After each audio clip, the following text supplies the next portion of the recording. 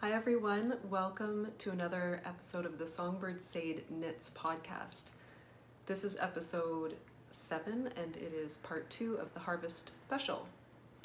My name is Mercedes and I'm coming to you from Guelph, Ontario, which is the historic lands of the Attawandaron people as well as the traditional territory of the Mississaugas of the Credit First Nation. It is November 1st today. I had hoped to record this video a little bit earlier, but I got sick. Nothing serious, just a cold that has lingered. And I did try to record this a couple days ago and I couldn't make it through the video. So I do apologize for getting this out late to you. And I will ask that you just bear with me through this episode if I need to make cuts so that I can cough or have some water or that kind of thing, but I'll do my best to get through it comfortably.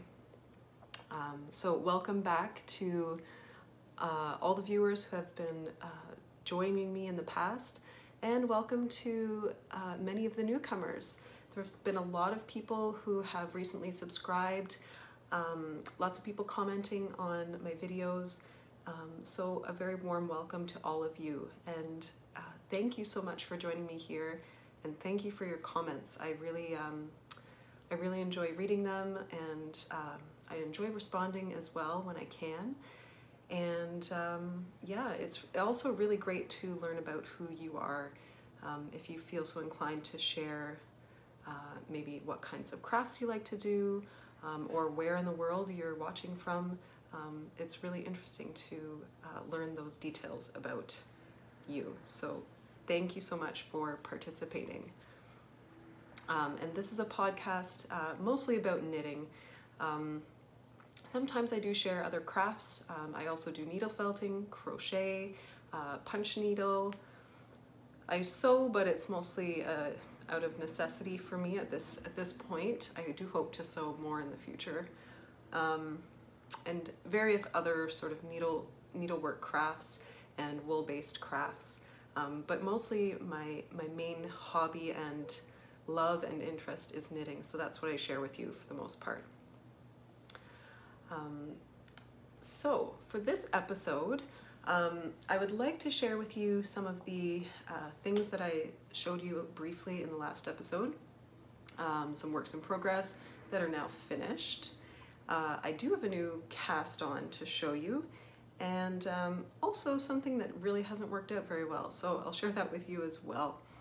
And since it is November 1st, I will just share with you that my goal now for November is to not knit for myself and to just focus on Christmas gifts. So we'll see if I can stick to that. So this will be the last episode anyway for the next month or two that will feature knits that are purely selfish and inspired by my own interests. So I enjoy that, and the next episode I'll be showing you mostly gift knitting and crafting. So make yourself comfortable, have a tea, light a candle, get a cozy blanket, and get your crafting if you like to watch while you're doing while you're making something. And yeah, let's get into the knits.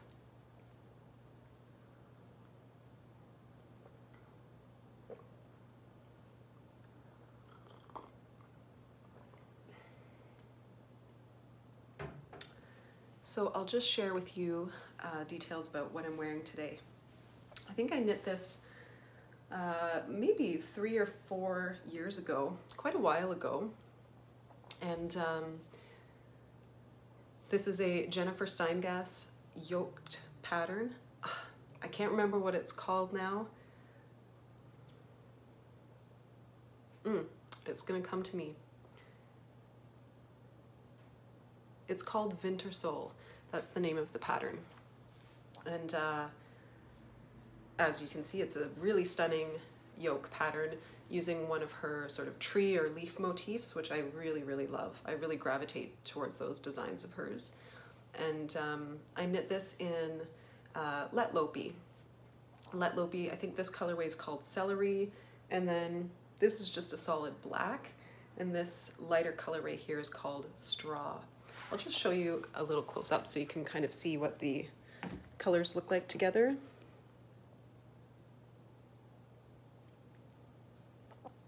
So the straw is a little bit of a heathered, color. Actually, a lot of the Lettlopi is heathered or just not a super solid color. You can kind of see the natural color of the sheep coming through in many of the colorways, which I really like, and I find that they then blend really well together. And for that reason, it's one of my favorite yarns. Also, it's very comfortable to wear. I know some people find it itchy. I don't find it itchy unless it's worn as a hat, sort of on my forehead. I do have a few Lopi hats and they are itchy, but I still find them essential in the wintertime. They're very, very good at trapping warm air around your body, which is essentially what you want wool to do. They're also good at just general temperature regulation. So if I'm inside wearing a lopa peza, I find that even if the ambient temperature is quite warm, there's a lot of breathability in Lopi yarn. So I don't get overheated very easily in the Lopi sweaters, and yet they're very warm. So it's a really lovely wool. And so what else can I say about this? So I did modify this pattern a little bit. Obviously, the original pattern has long sleeves. I didn't do long sleeves, I think because at that time I bought the yarn when I was in Iceland, and I just bought a few skeins of colors that I liked with no plan for a sweater, and I didn't really know what I would need for a sweater's quantity. So, no, that's not true. I intended to make a vest all along because there are some lovely, more traditional Icelandic vests that you'll see in pattern books, or you can buy at the Hand Knitting Association stores in Iceland, and they're really, really neat looking. I really like them. They don't really look like this, but I wanted to knit a vest like that, so I bought enough yarn for a vest basically, and so I made it short sleeved. I will say I get less wear out of it because of its short sleeves. I get really cold in the winter, and even if my core is warm, if my arms are cold, I'm very uncomfortable. So I wear it to work a lot because it's generally a hotter environment in the winter, and it's perfect for that. But if I'm just at home, I'll typically just throw on a regular pullover. But it's good for a day like today, which is quite cool outside and warm enough inside that I feel really comfortable. And in terms of other modifications, the original pattern calls for a waist shaping, which I didn't do, but there is a Ravelry user, and I can't remember her name, but if you go to the projects page for this sweater, she gives instructions for how she achieved an A-line shape, and I basically just followed her instructions. So it's a very, very gentle A-line. I'll try to stand so you can maybe see that. It's not dramatic, and then I added just a little bit of color work on the bottom. Nothing challenging. And I love the shape of this. I find it extremely comfortable and very wearable. So it's something that I've now done in some of my other sweaters, modified with an A-line shape, just because I find it very flattering and yeah, very comfortable. So that's what I'm wearing today.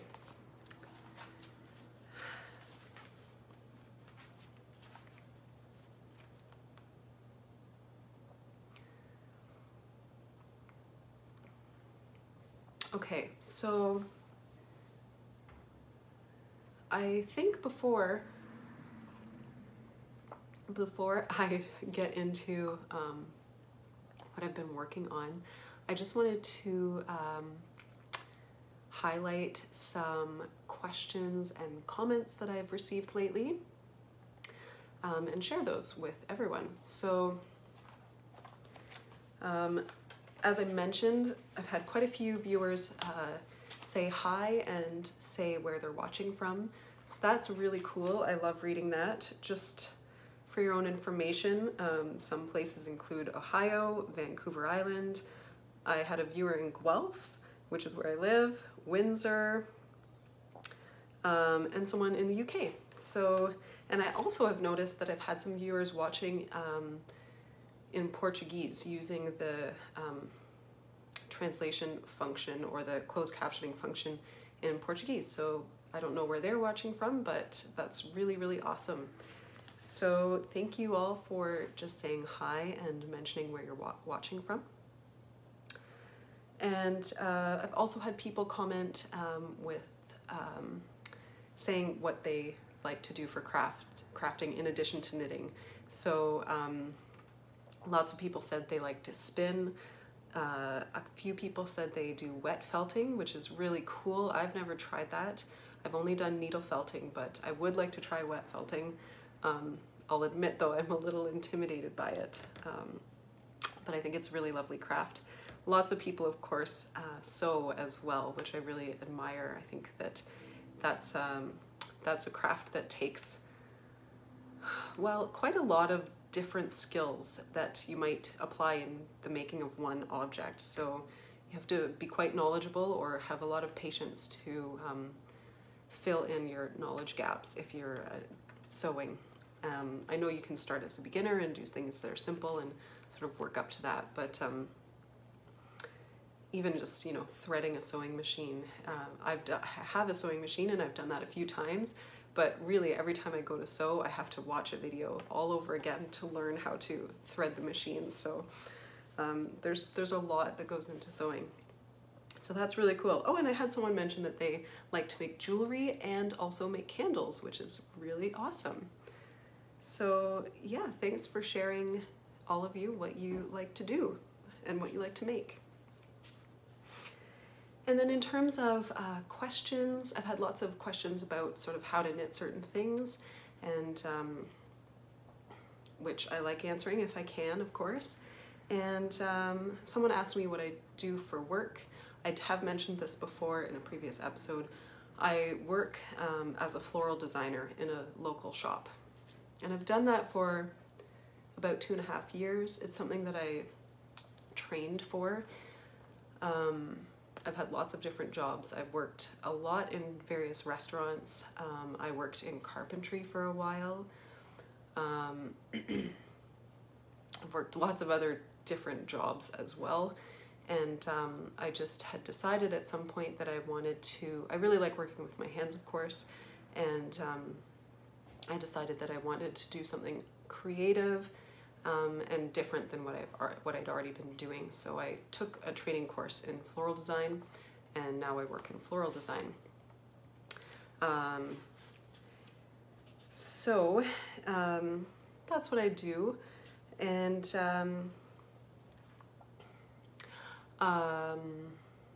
what else can I mention about that? I will be very soon volunteering in the local Waldorf school, helping out in the handwork class. So helping children learn to knit and crochet and sew. So I'm very excited about that. And once I've had a few classes, I'll share that with you. I'll share my experience with you. All right, so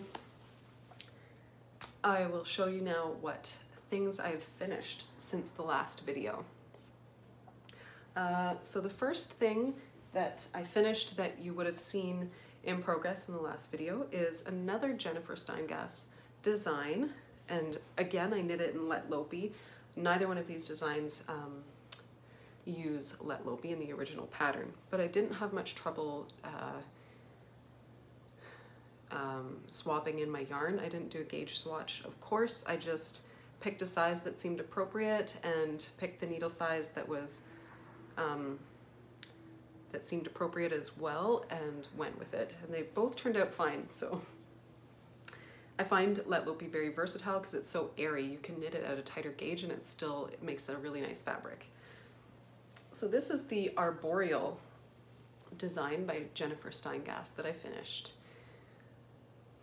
And again, I used the colorway Straw because I had leftovers from this sweater. And then the main color is called Rust. So it's a burnt orange sort of color. And this one, I did do long sleeves. I modified the pattern here. The pattern calls for normal sleeve decreases. I didn't do any decreases, so it ends up being kind of a bell sleeve, or like a bit of a flare, and then I added some color work on the bottom. And on the cuff, I did a garter stitch cuff. And the color work I just picked up from the yoke here, so just added that little detail. And in terms of the body, I also modified the shape. The original pattern calls for waist and hip shaping, and then just you know, hitting sort of the hips with the welt. I knit mine much longer to be more like a tunic, and I didn't do any waist decreases here, but I did add hip increases. So I was a bit torn about what to do with the shaping here. I didn't want the waist to look, with this such oversized tunic style sweater, I didn't want the waist to look cinched in or look awkward. So I didn't do waist shaping, but I wanted it to flare out and sort of cover my bum properly. So I had to do the hip increases. And I think I just followed Jennifer Steingass's hip increases, but I added a couple more because of the length. So I just kept the increase ratio the same and just added a couple more. And then I added the color work detail on the bottom, and I also did a garter stitch hem. And then the other thing I did was, you can kind of see how the back here is lower, comes a bit lower than the front. So that's because I added some short rows around the back so that when I'm wearing it, it covers my bum. And I'm really pleased with this. When I was knitting the body, this is knit top down, and when I got to the place where I would put hip increases, I actually omitted them to start with and just knit straight. And I finished the sweater, well, finished the body anyway, and tried it on, and it just didn't fit right at all. And it was really interesting. I thought because it was so oversized at the top that width would be perfect and accommodating for the bottom, and it just wasn't. So that goes to show you that even subtle shaping can make a huge difference in terms of how the garment just sits on your body. And it also then, it just looks better. The other one looked like a sack, and it looked like I was being cinched in at the waist and at the hips by my garment, even though it did fit over. It just didn't look like it did. So I hopefully learned my lesson with hip shaping there. And what else can I say about this? I knit the yoke in size 4.5mm needles, and then I knit the body in 4mm needles. So Lopi typically is recommended to be knit with 4.5 to 5mm needles, but I did want a bit of a denser fabric, and it's still not dense, like it has lots of drape to it. And as I say, my experience with Lettlopi is that it is versatile in terms of what needles you can knit it on.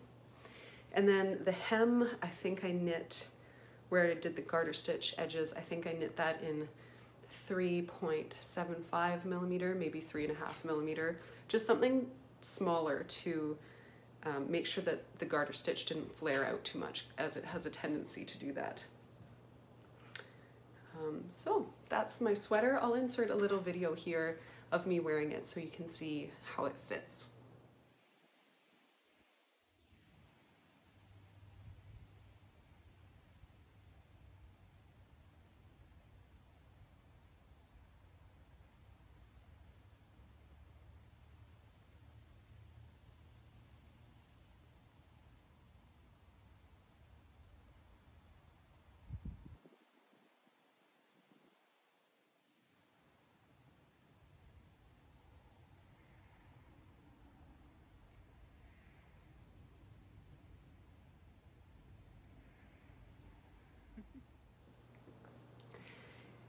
And in between the last video and this video, and partially because I was sick and had a couple days off of work, I was able to cast on and finish another garment. And this is another version of the Ranunculus by Midori Hirose. And this is my holiday version. So I showed you some of the yarn in the last episode, and I was able to find another yarn to pair with what I showed you before and create this lovely, lovely holiday ranunculus. So I have to go get those little bits of yarn so that you can see the colors.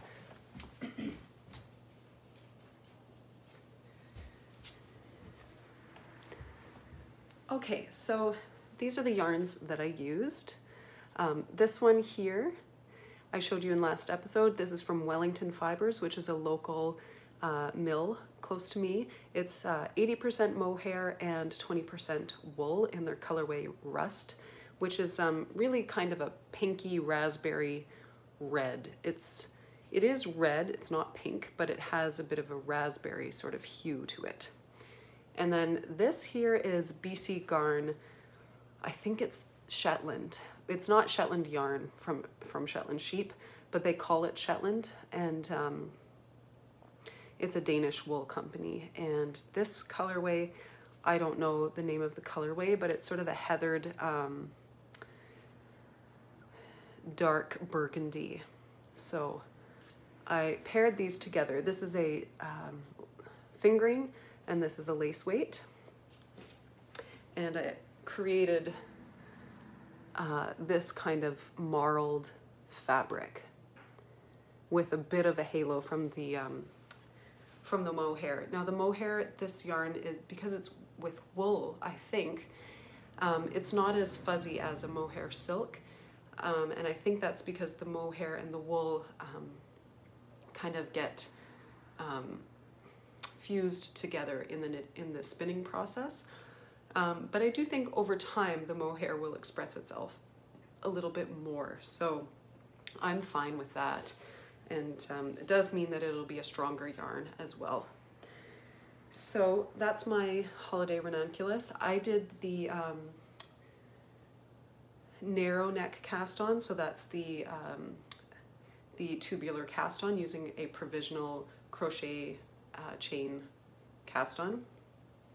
If you haven't done that before, I would say don't shy away from it. It isn't difficult. It sounds difficult, but as long as you know how to make a crochet chain and know where to pick up in there to knit your cast on stitches, you shouldn't have any trouble. There are excellent videos on that online, especially from Very Pink Knits. She has great tutorials. So I would say watch one of her tutorials and give it a go and practice making a crochet chain. Once you've done it a few times, I think you'll get the hang of it and you'll understand what it's supposed to look like.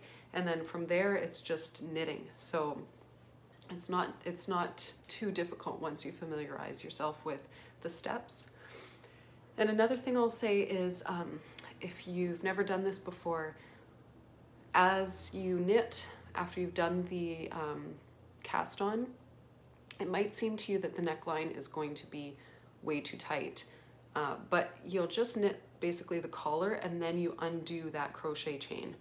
And once you undo that crochet chain, it relaxes, the whole collar relaxes and stretches out to where it's supposed to be, and it ends up working. So just give it a go. You don't have to knit the whole sweater and then remove that crochet chain only to find the neckline isn't large enough. It's just the collar that you have to knit. So once you take the crochet chain off, if you haven't done it right or it is too small, it's not too hard to go back and fix that.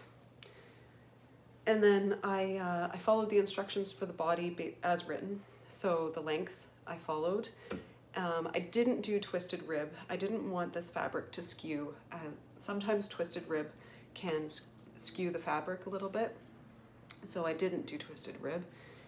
And then I followed the instructions for the long sleeves, but I just made mine 3/4 length. So they hit just below my elbow.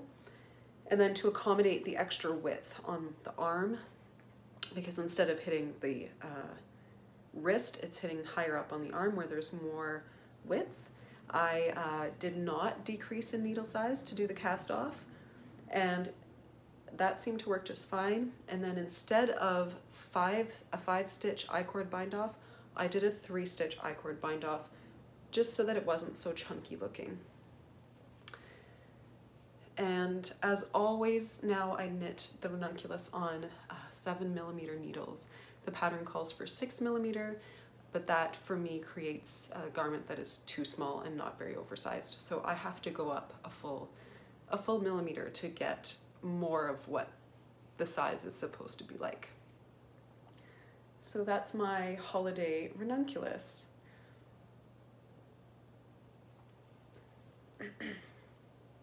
I forgot to mention actually, another important thing for me with the ranunculus is that with the short rows, either I can omit them, or if I keep them in, I have to eventually move the beginning of round marker. So I discovered that when I was knitting this version. In my previous version, which I actually knit twice, when I was finished, the short rows appeared off center, both at the front and at the back. And I thought maybe I just did them wrong. Maybe I had them unbalanced for some reason. So I gave this one a go with the short rows only in the back. But I could tell once I got to the part where I would have to add the raglan shaping for the arms, the short rows were off center. So I knew that if I were to then add the raglan shaping and separate for the arms, that the short rows wouldn't look like they were in the right place. So I'm not sure why this happens. I've asked some other people, and this doesn't seem to happen to, I haven't met anyone else or heard of anyone else who's had this problem. So perhaps I'm doing one of the stitches wrong. I don't really know, but in any case, it suggests to me that the fabric is getting skewed at some point, or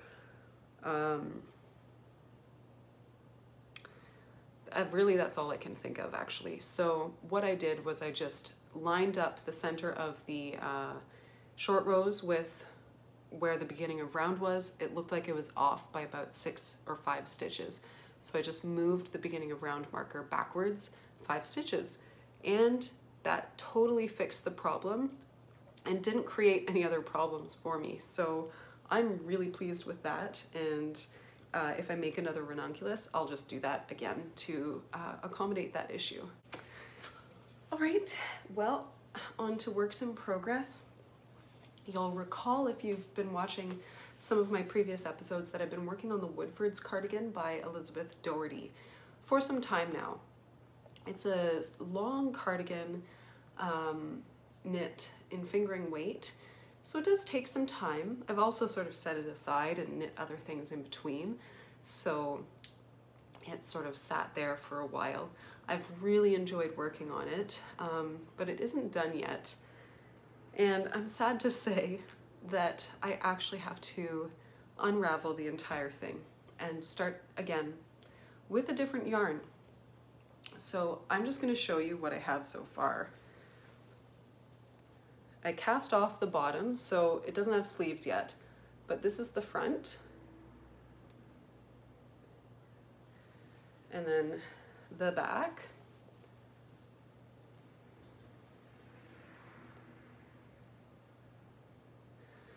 So it's not blocked or anything, so it does look a bit wonky. And as you can see, it's a beautiful pattern with textured stitches, these braid details. There's actually 2 different textured rib stitches, and it's so lovely. I've enjoyed knitting it, and I really am looking forward to wearing it one day. But what I've noticed is that it is unbalanced. So I thought maybe I had knit this wrong. Maybe I'd done something really wrong when I joined at the armholes, and one side as a result has been different than the other side and uneven. I'll try to show you this. You really notice it when you try to fold it. It doesn't fold straight. It might be hard to show on camera, but I'll just maybe show you this. You can see this one side, I can create a nice edge that follows the side. There is no seam, but it does follow where the side shaping is, and I can create this nice side where it's even at the bottom, the shoulder is correct. So that works on that side, but I can't do it on this other side. It just doesn't sit properly at all. And I asked my partner to look at this for me to kind of just see if his eye could see anything that I couldn't see. And he took the fabric and folded it like this so that the side seam was then even, and it made the bottom end up like that. And it made the shoulder seam end up like that, which is just not right. So I racked my brain trying to figure out what I'd done wrong. What I've settled on is that I think the yarn is the issue. I think this garment has become skewed or biased as a result of using a single ply yarn that is overspun, so highly twisted. And actually I knew while I was knitting this that the yarn was over twisted because I would be knitting and sometimes the working yarn would have kinks in it. You know, the way your vacuum cord gets twisted sometimes, and really the only way to fix it is you have to sort of draw it out in lengths and untwist sections at a time and get that energy of the twist all the way out to the end of the yarn. So it's very hard to, or sorry, the end of the vacuum cord. But it's really hard to do this with yarn because you have so much yardage in your ball that you really can't push that twist along. So I was just knitting with it like that, and I think I noticed, this is knit top down in an interesting construction, but I think I actually noticed that this was skewed when I joined for the armholes here. It just didn't occur to me at that time that that was what was happening. I thought maybe it was just my perception that it was the way it was sitting on the needles that made it look funny, but in retrospect, I think this garment was biased and skewed early on, and the problem has just become extreme, and you can't really fix that. So unfortunately, I am going to have to unravel this whole thing and figure out a different use for this yarn and come up with a different yarn to knit this pattern in, because it is a gorgeous pattern, and it's a very functional piece that I'd like to have in my wardrobe, and I would like to give it another chance. So that's a bit of a bummer when that happens, but there really is no good way to wear this garment. I don't want all this knitting to go into a garment that isn't going to look right, and it won't do the design any justice whatsoever, and it won't make me happy. So I just have to sort of abandon it at this point and start fresh. So that's my story of the Woodford's cardigan so far. If you're unclear of what I mean by using a single ply yarn, it's just yarn that is spun just in one strand, and then no other strands are applied to that. So you can see here, there are no other strands there. And this kind of yarn can be really lovely to work with. Some Lettlopi yarn is like that. It tends to be very soft and fluffy and airy, so it can be very warm and just really lovely to work with and to wear. The thing that you need to look for though with single plies is that they aren't over twisted. So for example, this little strand that's hanging out isn't over twisted anymore. it just sort of hangs more or less straight. It doesn't twist on its own. And the reason you want that is because if you're using an over twisted yarn, it isn't balanced. This is what I've read. I'm not a spinner, so I don't have first-hand practical knowledge of this, but it makes sense what I've read on the internet, and it totally makes sense when I'm looking at the yarns. It only twists in one direction, so and then it has nothing to grip onto. When a yarn is plied with another yarn, they can sort of grip onto each other and twist onto each other, and that energy then is transferred into the twist that they create together. Whereas if it's just one twisted yarn, it doesn't have anything to sort of lean onto. So it just twists. And when you knit with that, that direction of the twist can then bias your entire knitting. So let's say you wanted to knit a square. Well, the square might, instead of being a square like this, it might end up slanted like that. And I think that's what has happened in my case. So while the yarn is really beautiful, lovely, lovely wool, it's not appropriate for knitting this kind of thing, unfortunately. And I asked my partner what he thought I could do with it. And he's not a knitter, but he had this interesting idea. He said, well, actually, he said, well, you definitely don't want to knit an infinity scarf with that. And I thought, actually, maybe I do. Maybe that kind of garment that has an inherent twist to it, or is supposed to have a twist in it, and then also supposed to be worn wrapped around in all different directions, maybe that would actually be appropriate for this kind of yarn. Maybe it would hide the fact that the fabric is biased, or maybe it would, maybe the bias in the fabric itself would enhance the way that that kind of accessory would drape. So I'm leaning towards knitting something like that with this yarn, but we'll see. If you have any suggestions, please let me know. I'll have to wrap this up soon because I'm noticing it's getting harder to talk. I do want to show you something else that I've cast on, and it will be going to rest for the month of November.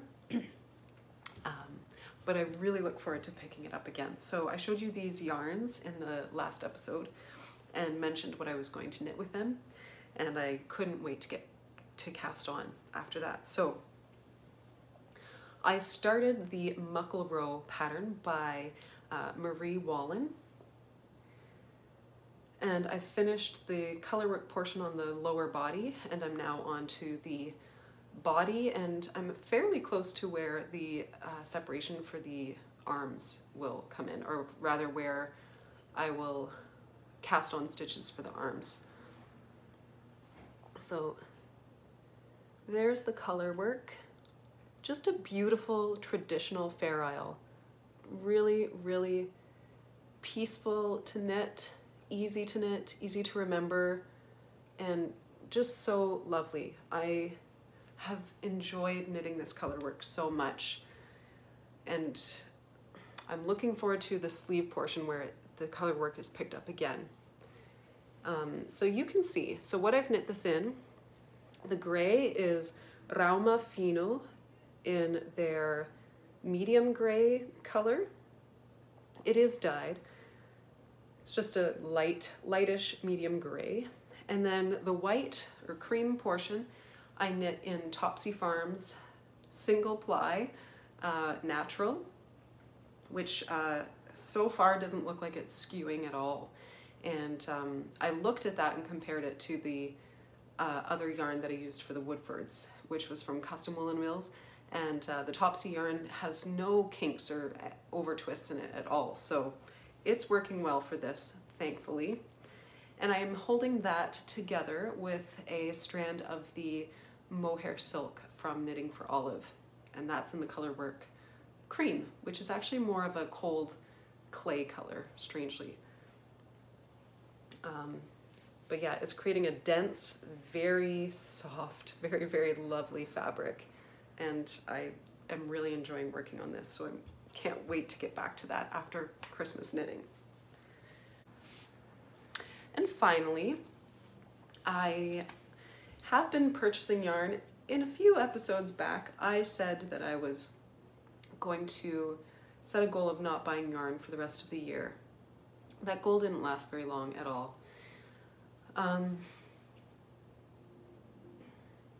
I guess I just didn't set a strong enough intention, and I also had a queue of patterns that I wanted to start on anyway, so I bought yarn for some of those patterns, and that's just the way it is. But I'm happy with that so far, and in any case I won't be buying yarn for a while because of knitting for Christmas. I already have everything I need for those projects. But I do want to show you some more Lettlopi that I purchased to make just a plain sweater. So after my Christmas knitting, I just want to cast on something easy and sort of quick, and something that will be very easy to wear as well. I've in the past knit the No Frills Sweater by Petite Knit, and I want another one of those sweaters, just a little bit with some modifications to make it more wearable with skirts. So I'm going to knit that in Lettlopi, and this is the colorway Rough Sea. So it is a heathered look. It's really not showing up well on camera. It's a dark, dark gray, but it has an overall hue of greenish blue. And then if you look closely at it, it has sort of dark grayish green and dark bluish gray in it. And so it'll appear, I think, gray overall, but it'll have some sort of overall cast of green to it. You can see a little bit in this one, there's some flecks of orange and green in there. So I think that'll go with a lot of clothing that I have.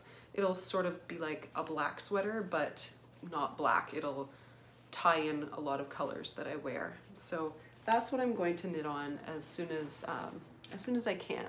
And I'm really looking forward to that. And as you may have guessed already, I absolutely love Icelandic yarn, and Lettlopi is a very versatile version of all the yarns that are made in Iceland with Icelandic wool.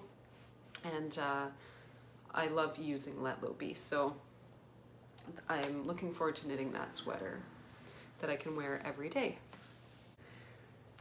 Since we are on seemingly an Icelandic yarn theme this episode, I think I'll show you a sneak peek of what I'm knitting for Christmas. So I'll be right back.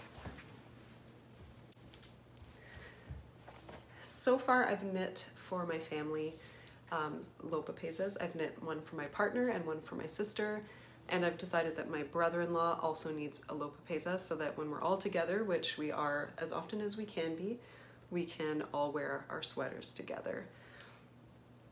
So I've started his sweater, and this is just the bottom. So this is knit in Elephas Lopi, and so that's the chunky version of their yarn. And this is from pattern book, I think it's pattern book 38. I'll put that in the show notes if you want to find the pattern book. I bought the book when I was in Iceland a while ago, and it has 30 something designs in it, I think, and I've already knit 4 or 5 out of the book, and that's not including this. So it's been a great purchase. I've used it a lot, and I already have plans to knit more sweaters from that. So I thought it was a great purchase, and I opted for one of their older books that has more of the traditional oversized pullovers in it, because I really like wearing sweaters like that, and I know that the men in my family like wearing sweaters like that, so I just figured that would be very practical. So anyway, this is for my brother-in-law, and it's just the start. It will have another color in there, but I will wait to show that to you in the next episode. So that's it for today. Thank you so much for watching and for commenting and for sharing. And thank you for bearing with me through this episode with my hoarse sounding voice. I hope that I'll feel better in the next episode. Until then, I hope that you are taking care of yourself, that you're enjoying all of your lovely making and crafting, and I very much look forward to seeing you next time. You can also find me on Instagram as Songbird Sade, and I do post quite a lot of my knitting there, and you can find me on Ravelry as Songbird Sade Knits. Okay, take care everyone. Bye.